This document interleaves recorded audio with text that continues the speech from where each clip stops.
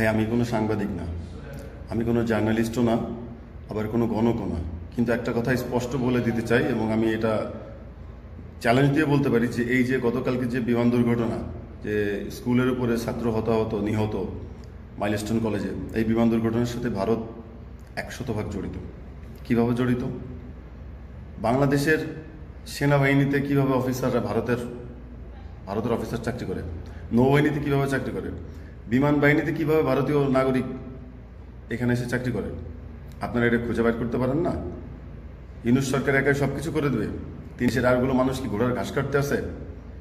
এই যে দুর্ঘটনার পরে সন্ধ্যার মধ্যেই তো সব কিছু ঠিকঠাক করা হয়ে যেত।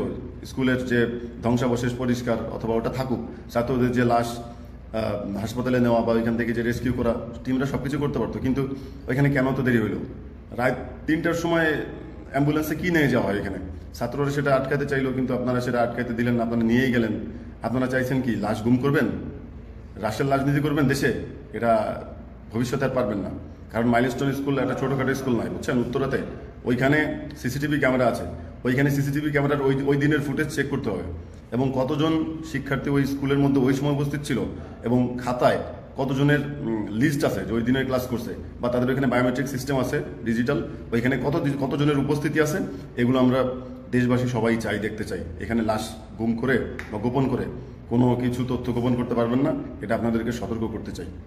আমি ইলিয়াসও না, পিনাকিও না, কিন্তু তাদের থেকে কম যাবো না ইনশাল্লাহ। আর ব্ল্যাক বক্সটা কোথায় গেছে, ব্ল্যাক বক্সটা উদ্ধার করতে হবে। এটার মধ্যে এই বিমান দুর্ঘটনার যে কারসাজি, এই কারসাজির পেছনে কে কে কলকাঠি নাড়ছে, এটা অবশ্যই জানা যাবে। ভালো থাকবেন সবাই। সালামু আলাইকুম।